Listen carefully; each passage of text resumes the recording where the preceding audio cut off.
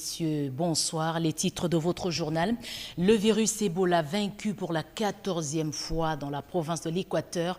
L'annonce a été faite aujourd'hui par le ministre de la Santé. Au total, 5 personnes ont trouvé la mort. Des éléments d'information sur cette énième victoire sont à suivre dans cette édition d'information dans la déclaration du ministre de la Santé.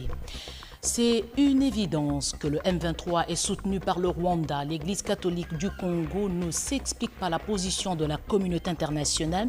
Au cours d'une conférence de presse, le Saint-Siège a pris position pour la République démocratique du Congo. Et puis ouverture 40e session de l'Union panafricaine des postes à Kinshasa.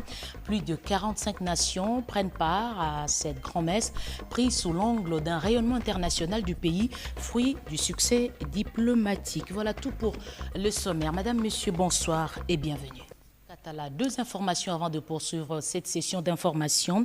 Le président de la République a signé depuis le 2 juillet 2 ordonnances, l'une portant prorogation de l'état de siège sur une partie du territoire de la République démocratique du Congo, vu la nécessité et l'urgence, le Conseil des ministres entendu ordonne, article 1er, être prorogé pour une période de 15 jours, prenant cours le 4 juillet 2022, l'ordonnance du 3 mai 2021, telle que complétée à ce jour, portant proclamation de l'état de siège sur une partie du territoire de la République démocratique du Congo. Article 2, sont abrogées toutes les dispositions antérieures contraires à la présente ordonnance. Article 3, le Premier ministre, le vice-premier ministre, ministre de l'Intérieur, décentralisation, affaires coutumières, le ministre d'État, ministre de la Justice et garde des Sceaux, ainsi que le ministre de la Défense nationale et anciens combattants sont chargés, chacun en ce qui le concerne, de l'exécution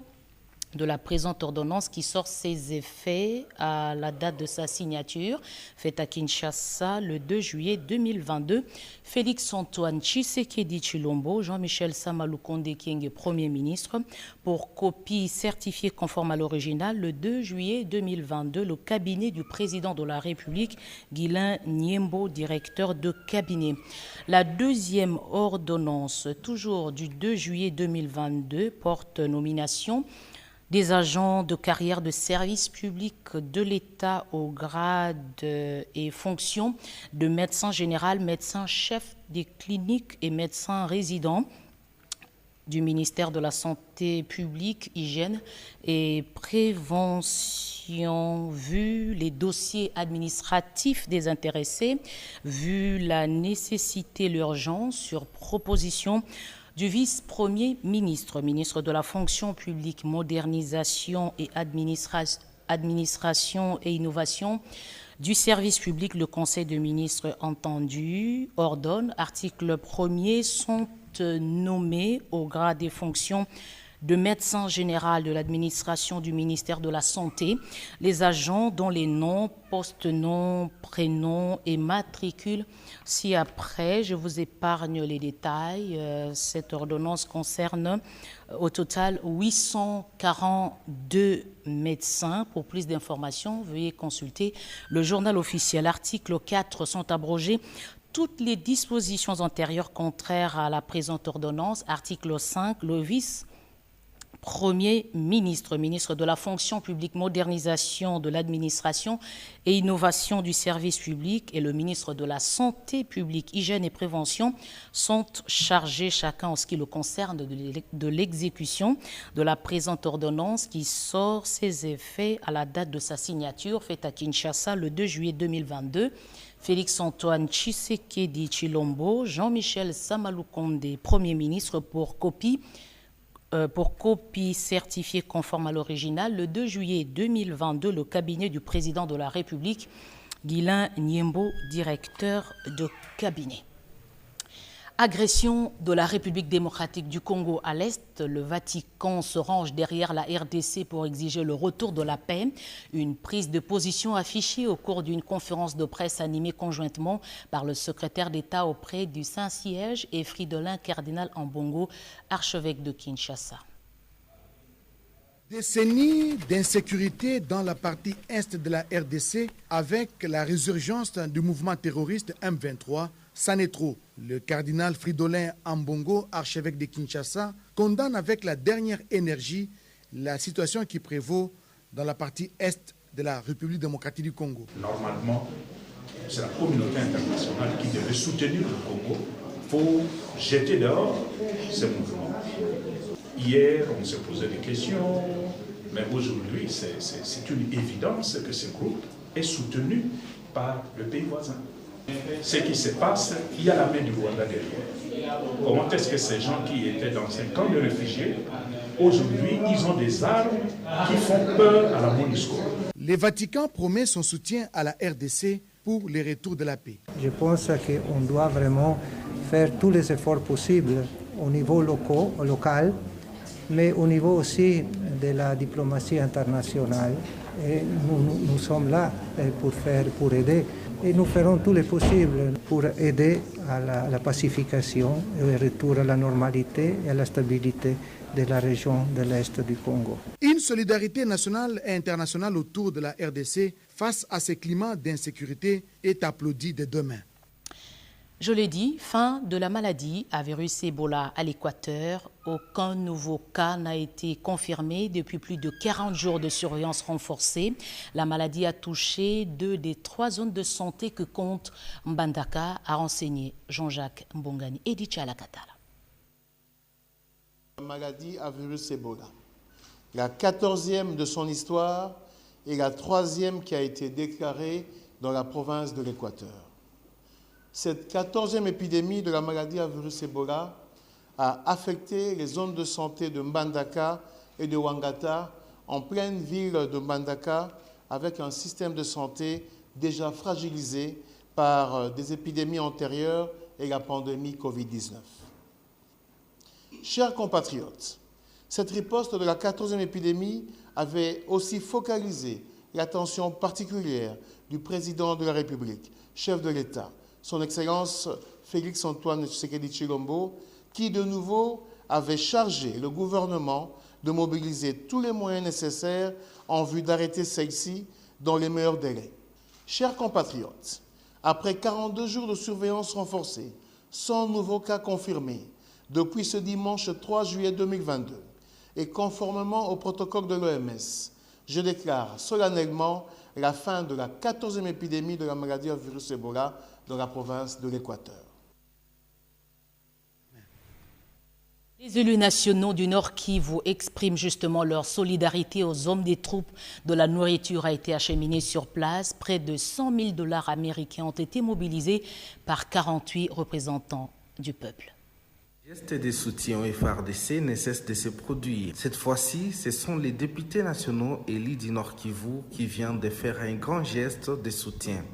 Une somme de 100 000 $ américains cotisée par le caucus national des députés élus du Nord Kivu, convertis à vivre, vient d'être remis au FARDC, signe d'encouragement aux militaires engagés au front. Au nom du commandant secteur opérationnel Sokola 1 Grand Nord, et au nom de tous les militaires de ces secteurs, nous sommes vraiment touchés. Nous vous remercions sincèrement. C'est un acte fort, un point fort pour nous. Pour le député Daniel Moussemo, qui a remis ses dons au nom de ses collègues, cette contribution a été partagée en deux. Une partie à Rutshuru, où les militaires combattent les M23, et l'autre ici à Beni. Nous sommes envoyés par les 48 députés élus du Nord Kivu. Nous avons vu que c'est le moment de soutenir notre armée et nous nous sommes cotisés. Nous avons réuni une somme de 100 000 $. Cette cargaison est essentiellement composée de haricots, sardines, biscuits, eau minérale, sémoule de maïs, huile, riz, café et autres. Autre chose, en ce moment des vacances parlementaires, le caucus des députés nationaux élus du Grand Katanga prend l'engagement de vulgariser la vision du chef de l'État auprès de leur base. Cette idée était partagée au Premier ministre Jean-Michel Samaloukonde. Le caucus des députés nationaux membres de l'Union sacrée issue de l'espace Grand Katanga ne jure que sur le développement de son espace. En séance de travail avec le Premier ministre ce lundi 4 juillet 2022 à l'immeuble du gouvernement, ces élus nationaux ont soumis à Jean-Michel Sama Lukonde Kyenge les différents problèmes qui entravent le développement du Grand Katanga. Bon, nous avons des problèmes qui concernent nos provinces. Comme je vous l'ai dit, il y a 4 provinces. Nous avons soulevé des problèmes que nous allons maintenant discuter avec les gouverneurs de province lorsque nous serons dans leurs entités. Et ce que nous avons souhaité, c'est que la délégation que vous voyez ici soit reçue par les exécutifs provinciaux et que nous ayons des échanges qui intéressent bien sûr le développement et l'avenir de nos communautés. Nous sommes un caucus et nous sommes derrière la vision du chef de l'État, qui est l'initiateur de l'Union sacrée, et nous avons tenu à le lui dire. Et nous avons également tenu à dire au Premier ministre que les actions que nous allons mener sur terrain durant nos vacances parlementaires iront dans ce sens. Ce caucus a en outre réitéré son engagement au chef du gouvernement de vulgariser la vision du chef de l'État, Félix-Antoine Tshisekedi Tshilombo, tout au long des vacances parlementaires. Pour rappel, l'espace Grand Katanga comprend les provinces du Lualaba, du Olomami, du Haut-Katanga et du Tanganyika. Le centre, ce mouvement politique, vient de donner sa position face à l'agression dont est victime la République démocratique du Congo. Le président de ce mouvement politique, Germain Kambinga, a eu des échanges avec le ministre de la Communication, Patrick Muyaya Katembwe. De la situation sécuritaire précaire dans l'Est de la RDC, le président du mouvement politique Le Centre est venu auprès du ministre de la Communication immédiat apporter son soutien et sa disponibilité pour lutter contre l'ennemi, mais aussi écouter le narratif gouvernemental s'agissant de cette problématique de l'agression de la RDC par le Rwanda. Nous sommes également venus apporter notre soutien et notre disponibilité républicaine à défendre la patrie. Lorsque le Congo est attaqué, il ne peut pas y avoir de majorité, il ne peut pas y avoir d'opposition.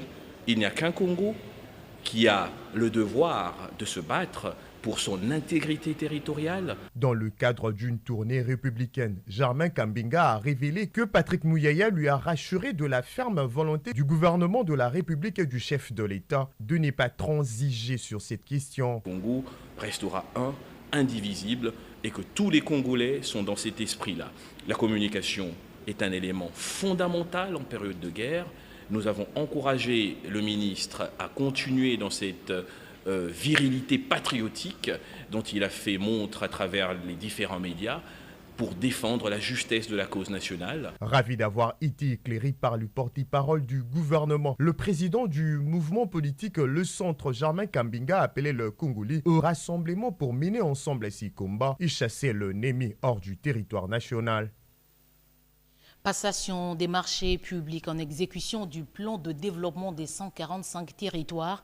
Il y a eu ouverture des plis aujourd'hui, des candidatures des entreprises sélectionnées. Les détails avec Rodé Panda. Développement des 145 territoires, les choses sérieuses vont bientôt commencer. Le processus a démarré avec le dépôt de candidatures des sociétés soumissionnaires pour l'obtention de marchés publics. Ce matin, 4 juillet 2022, la cellule d'exécution des financements en faveur des États fragiles, CFF, a réceptionné dans une séance publique plus de postulants. Ensuite interviendra l'analyse et la sélection suivant les critères. La première étape concerne la construction des infrastructures scolaires, sanitaires et administratives. Maître Francis Ekonji, président de la Chambre nationale des huissiers de justice, témoin du gouvernement, précise. La loi relative au marché public a consacré l'appel d'offres comme une procédure ordinaire de passation des marchés. C'est donc question pour nous de participer et de constater que si cette procédure-là est faite conformément à la loi. Les soumissionnaires, ce sont des entreprises capables de préfinancer les marchés publics pour aider l'État à concrétiser le développement des 145 territoires. Il y a eu vraiment la transparence. 43 territoires de cette province de la partie ouest de la RDC vont ouvrir le banc. Sélectionnés et validés par les services de contrôle des marchés publics auront l'approbation du Premier ministre. L'exécution proprement dite pourra intervenir à la fin de ce mois de juillet, explique Maître Ephraim Loutete, conseiller juridique de CFF. Nous avons procédé à la réception des offres des différents candidats soumissionnaires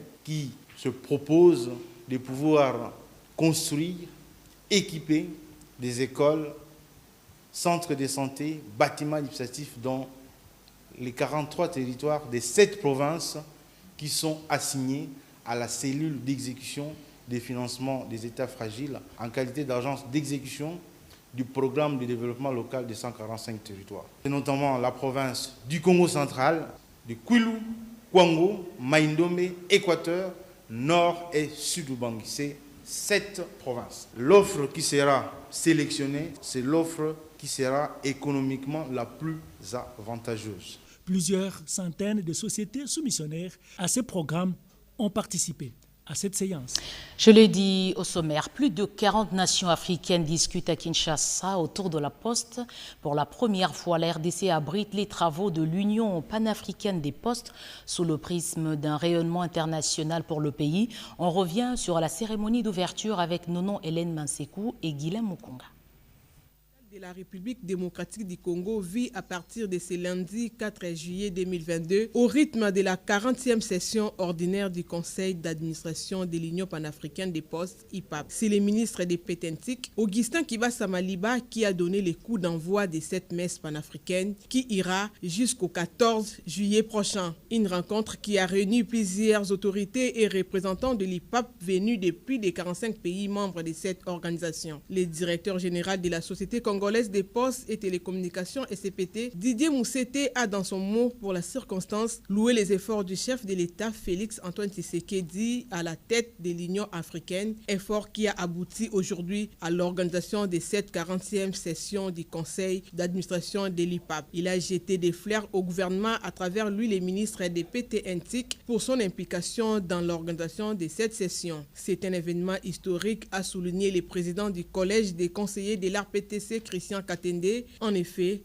c'est pour la première fois que la RDC abrite une session de l'IPAP. Le secrétaire général de l'IPAP, M. Chief Sifindo Moyo, a quant à lui souligné que ce sommet doit réellement jouer son rôle sur les continents. Il a émis le souhait de réussir cette 40e session de l'IPAP qui se tient en RDC. Le ministre des Pétentique, Augustin Kibasa Maliba, l'homme orchestre de la tenue de cette session, croit dur confère à la réussite de la diplomatie congolaise menée par les chefs de l'État qui remet ainsi la poste congolaise sur l'orbite continentale. Monsieur le secrétaire général de l'UPAP, en acceptant que ces assises de cette 40e session se tiennent à Kinshasa, vous avez contribué sans aucun doute au rayonnement continental et international de la République démocratique du Congo, car ces assises s'intègrent harmonieusement dans la dynamique des efforts inlassables de déploiement sur le plan diplomatique,